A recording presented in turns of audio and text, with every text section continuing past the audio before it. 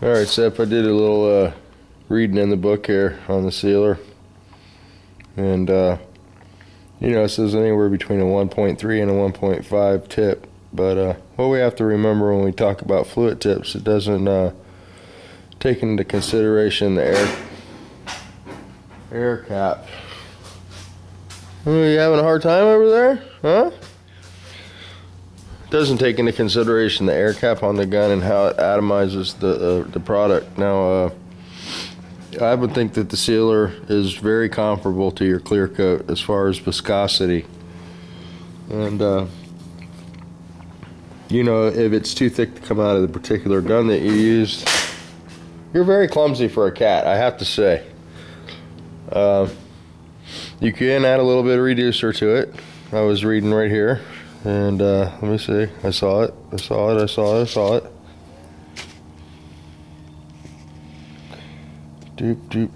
Mixing ratio is 4:1, and I believe it's on the can. It says you can go up to 10%.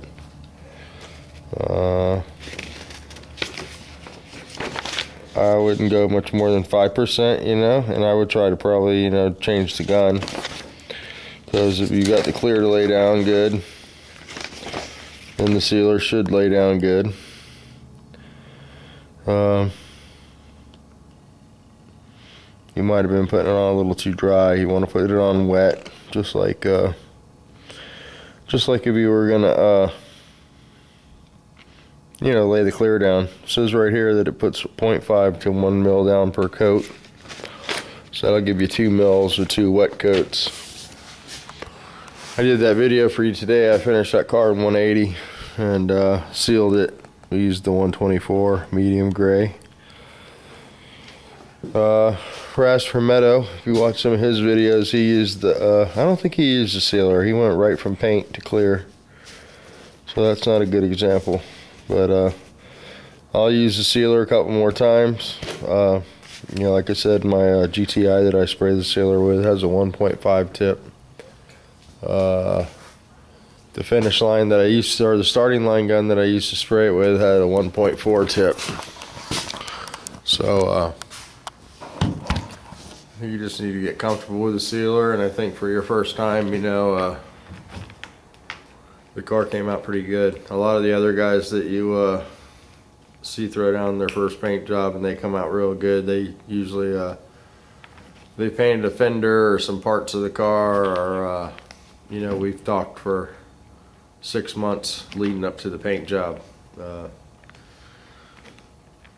know that you just got interested in painting this car a little while ago, and you sort of moved pretty quick on it, and that's good, you know. You're sort of like me, but some of the other guys that have pulled off some of the paint jobs that you're probably referring to are guys that, you know, that have taken notes and probably had a few conversations on the phone for 4 or 5 hours, and they watch a lot of videos, and obviously you're good at the body work, so you know, that's, you know, a lot of guys do body work and a lot of guys are good at paint work. Not everybody that grabs a paint gun can paint, so don't get discouraged with it, you know, give it another try. We'll definitely work through it. And you know, the sealer, before you do the roof, you know, I'd like to see you just mix a small amount of that sealer up.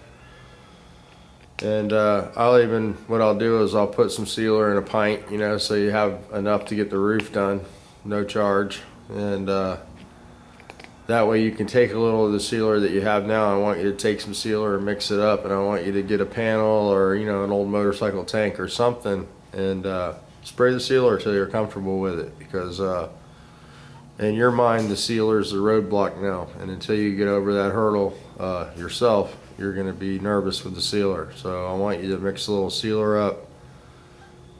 Either use the gun that you cleared with, or add a little bit of reducer and use the same gun that you used last time and got the orange peel.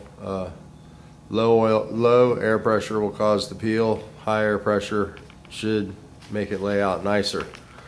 On the sealer, you want to get the gun down towards the panel. You know, don't hold the gun way up in the air.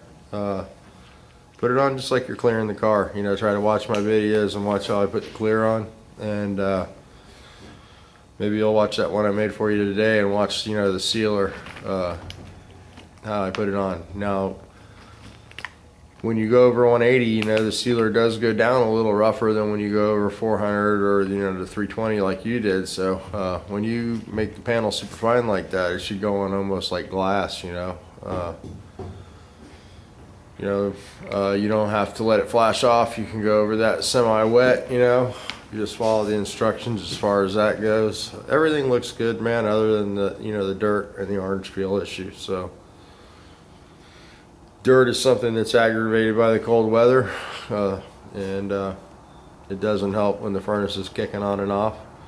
One thing that you can try to do is take a chain and run over the exhaust system or the frame of the car and hook it down and let it touch the ground, and that can take some of the static off of the car, and it won't draw the dust to the car. The car gets excited and gets charged up when it's cold outside. If you ground it to the ground, sometimes it can help eliminate some of that dust. I don't generally tack between coats. You can tack between coats, you know. If you get a tack rag, make sure you get a blue one, don't get a yellow one. The yellow ones can leave too much residue on the paint for base coat, and you can get little streaks in the paint, you know. And you know, open that tack rag up and keep it real soft if you do use one. And you know, the tack rag, you shouldn't need the tack rag. You shouldn't have to tack the sealer off, because usually, you know, unless you wait the full 15 or 20 minutes, you know, the sealer is not going to be able to be tacked. It'll be tacky. So you know, if you want to tack it between the base coat, you can.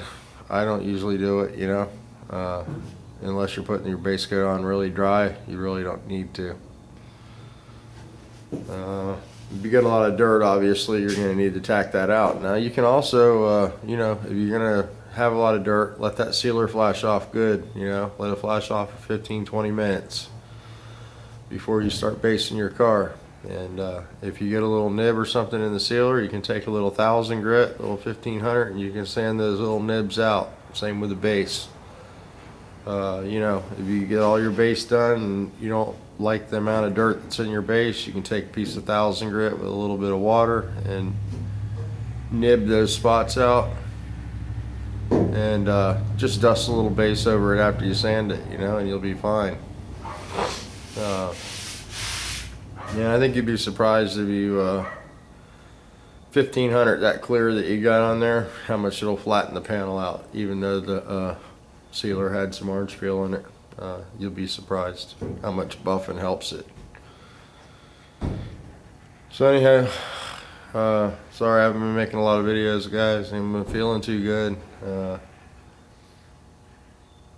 gonna start taking some medicine that I don't like to take. It's Lyrica. I don't know, some of you guys might take it. It's a lot of guys that have MS take it. And it sort of just suppresses the nerve system a little bit, and makes it fire different. So I'm supposed to take it all the time, and I stopped taking all that stuff after the surgery. So, you know, I guess you know, the problem with me is I'm supposed to be on all this medicine, and I just quit taking it. So when I go to the doctor and I tell them I have a problem, obviously the first thing they say is, why aren't you taking your medicine? So I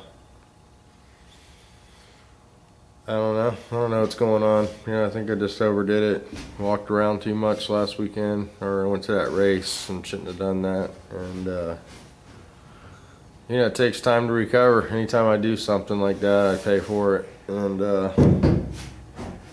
it's just a little worse this time. So, you know, when you can't walk, it's a real bummer. You know, you want to do shit, and your brain wants you to do stuff, and your body just doesn't do what your brain says to do, you know, so you gotta just take it easy. But I was able to do that one for you today, Seth. I went down there, and I got some small stuff I'll be doing this week, and I'll be making those videos. And you know, I know you're in a hurry to get that roof done, and you know, prep it, get it primed, and you know, let's watch some videos, let's talk on the phone a little bit. And I need to find my phone, so if you call tonight, I don't have my phone, and I apologize for that. We had little bit of a plumbing nightmare, and I lost it in the middle of that. I had a pipe break. Had to fix that today, so that was cool. Thank God for PVC. If I was up north, I'd be in trouble. So speaking of up north, you know, the other thing is I feel so bad for HBR, man, and his family right now, what he's going through. And I got kids, so, you know, it's always a struggle with kids. That's why I always tell you guys, you know, like Turbo Cobra, Gary, you know, I see him working with his kid and seem to have a good relationship, and that's hard today with kids, to keep a balance. And you just never know if you're doing the right thing or not. So yeah, how about moving along there? There you go. You're a very clumsy cat, very clumsy. But anyway, I feel bad. I hope Brenda's safe, and I'm definitely praying for you. And you know, I don't know what to say. You know, I know I'm dealing with a lot of pain right now, but I can't even imagine the pain that HBR is dealing with. So you guys reach out to him. You know, I've been telling you to do that a lot lately, but you know, sometimes when shit happens, that's what friends are for, you know. We don't just work on cars here, you know. It's moral support, and you know, I think he needs some support right now, you know. So I don't know what to say about that, man. That's just crazy. So I can't even imagine. I've been trying to get my mind around it, and I watched this video from start to finish, and I didn't even know what to say. I didn't even know how to leave a comment, you know. Obviously, I'm praying for you. Hopefully it helps. I know it will. And hopefully she'll be home soon, man. We could start seeing some bodywork videos. But I feel your pain, brother. I just I hope everything's okay. So there we go. I'll give you a Derek video. How you like that, Derek? Look at that motor, man. You see that? The Derek. We need to get him some lights. Bad. So, Derek, like Tommy Shoes said, man, I watch your videos all the time. I don't always comment. I'm not the best emailer. But, Tom, Derek, keep making those vids though, man. Get some lights. I like the daytime videos, but you need to go to work too, because that's how you afford to buy the lights. Tom, I'm going to throw that in your box for you. There you go. Some trisodium phosphate for Tom. This stuff's great for cleaning plastic. A little warm water, scuffy pad. Make it go squeaky, squeak, squeak. So we'll pack that in your box, Tom. Tommy Shoe, I got your oil can all packed up. I got vetoed on the shipping, so that'll be going out any day now. Just we're trying to get some stuff together to ship for you, so apologize about the delay. And same with Rich. I'll get your metal polish out to you, buddy, the next day or two here. So that's all. Just wanted to make that little video, Seth. I know that you're disappointed and you feel like it didn't come out the way you planned, but you know, I wanted you to look at your car and you know, as bad as you think you did, you know, look at our brother Ray, you know, and what happened with his Camaro. So, you know, I think you pulled it off pretty well. I mean, you got a little dirt, and that's gonna happen when you paint your garage. And I think Ray would have loved to have your paint job, you know. So we'll work on the roof. We'll get that straightened out and get your sealer laid down. You can see I got this thing stripped more. Got the roof all stripped down, and I'm gonna let Hans 320 the sides of it, DA it, and then I have to straighten the quarter panels hopefully tomorrow. And I need a rebar because this one's all foo-barred. Other than that, we're good. And of course I got the bug. And I'll be on that baby tomorrow. I gotta weld those pieces in and get my tools picked up and all that good stuff. But it was a short day today. I tried to sleep, tried to recover. Because, I don't know, man, when I beat myself up, I always want to sleep. It's like the body's natural instinct to recover.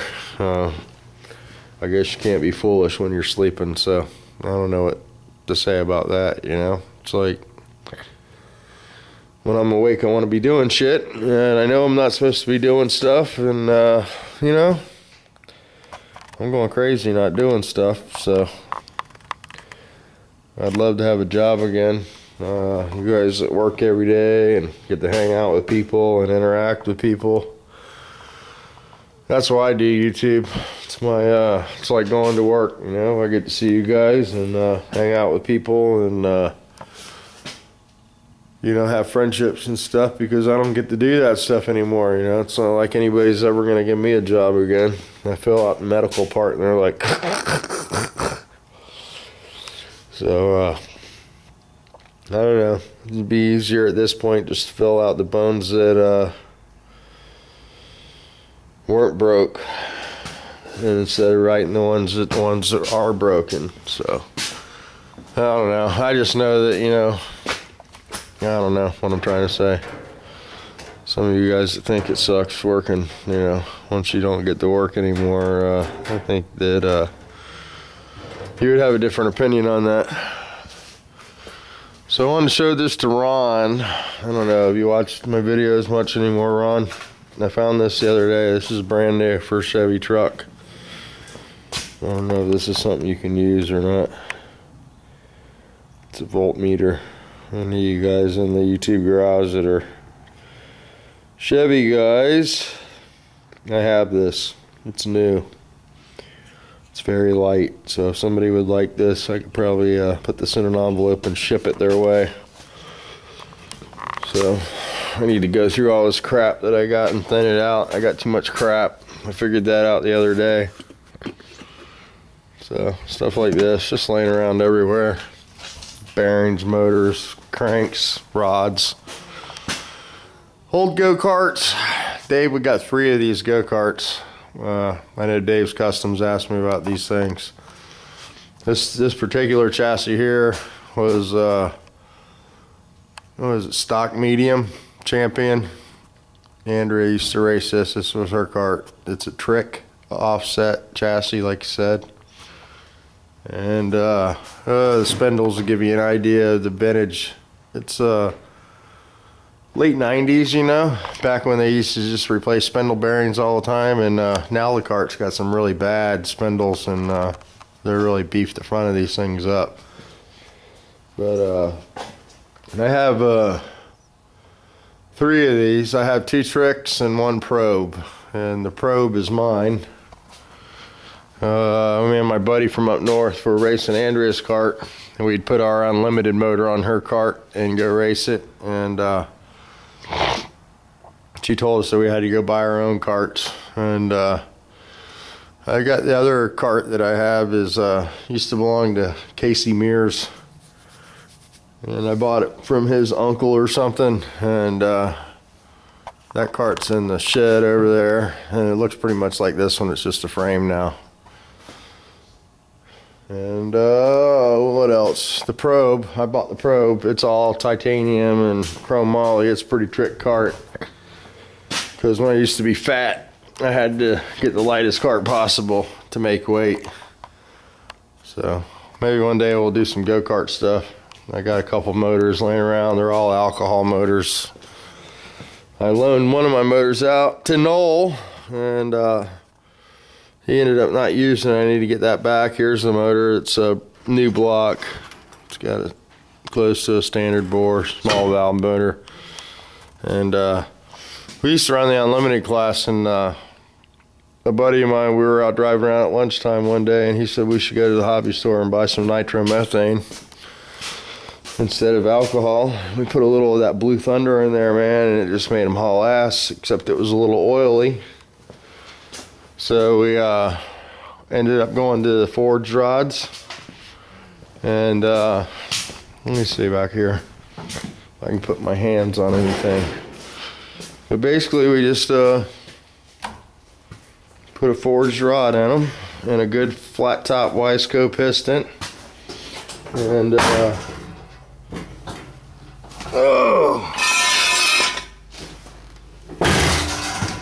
let me see what I got in the box of goodies here. You can see all the camshafts. 1, 2, 3, 4. Oh, there's more than 4. But I'll give you an idea of what we've got here. Here's a stock rod. Those are all anybody that's ever raced go-karts knows you need a million rings because you have to file them to the cylinder, and it's very important to get the ring gap right and all that shit. And here's a legal rod.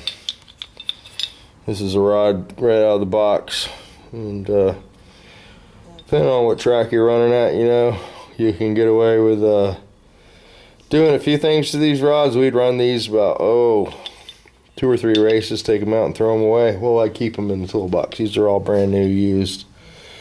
But these have no bearing in them. It's steel on the crank, right to the aluminum rod. There's no insert. So I always thought that was crazy. Now here's a stock rod that's been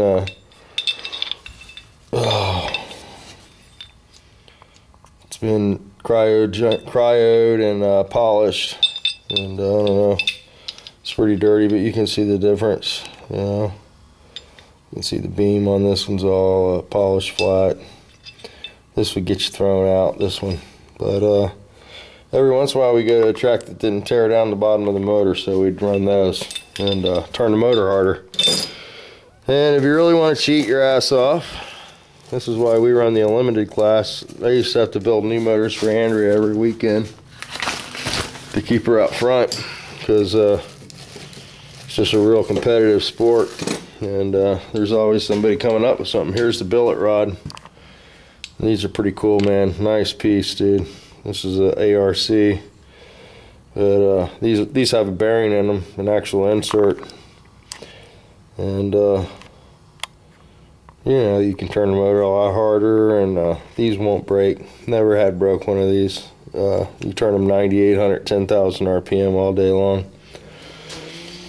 This is a forged Wiseco piston, and you can run right up to about 15–20% nitromethane before it put the ignition system out. You know, that was our limiter, because you had to run, well, you didn't have to run a stock coil, but we always did because we were poor. And it's funny, we won so many races, and all the carts that I built motor for my cart, Andrea's cart, and my buddy Greg. And we'd always finish first, second, and third. So after a while, everybody started, "Hey man, will you build a motor for me?" And I got all the stuff to build those, and machine work. And there's here you go, stack of gears, different sprockets. Different tracks, different sprockets, different drivers, different clutch hubs, different cylinder heads for different tracks, different compression ratios, fire slot, no fire slot, valve relief, no valve relief, and then all the different clutch hubs. These little clutches are pretty trick. These are the clutches that we ran. So important, and they have multiple discs, and it's a lot like a fuel car clutch. It's got the levers here that you add weight to, and then the static stacks that you add the stall speed to. It's pretty cool. I'm sure that it's outdated now, for sure. Here's one of Andrea's old cars I built for her. She raced and won a race called the Queen of the, what was it? Queen of the Drag Strip or something they had at Speed World. But she won that. That was pretty cool because it was a stick car. It's hard to win a race in a stick car, especially your first race. So anywho, now that I've rambled on and made this video impossible to upload, I'll have to go put this in the compactor, crap it down, and smash it down, shrink the file, and upload it. And yeah, so a little go-kart talk there for Dave. And I got tires too out the ass. I think I got 50 of them mounted on rims. But I need to put one of these together and go haul ass down the road on it. That'd be cool. So I guess they don't race the flathead motors anymore from what I've been told. They have an old fart class where you can run these, you know, a vintage class for the carts and the drivers. And the new guys are all running the Honda motors now, the overhead valve stuff. So it's, I absolutely know nothing at all about any of that. I know that we got to, with the nitromethane, with a 5-horse motor, we were producing about 27 horsepower, which is pretty incredible. And with no nitromethane, you could blueprint them and get them up to about 12. But I hear those Honda motors make 12 horsepower with just a header and a carburetor on them. So I don't know. So that's why we don't race anymore. We thought about it, and Hans just ain't into it. And I don't know. Andrea says she wants to do it again, but now she's working, you know, 3 jobs, so that probably won't happen. All right, guys, turn this off and go upload this vid. And again, man, HPR, definitely I'm gonna go say a few prayers right now for you, buddy. And I hope God comforts you and your family tonight, and I hope that he brings you good news, buddy. And I hope all's well soon.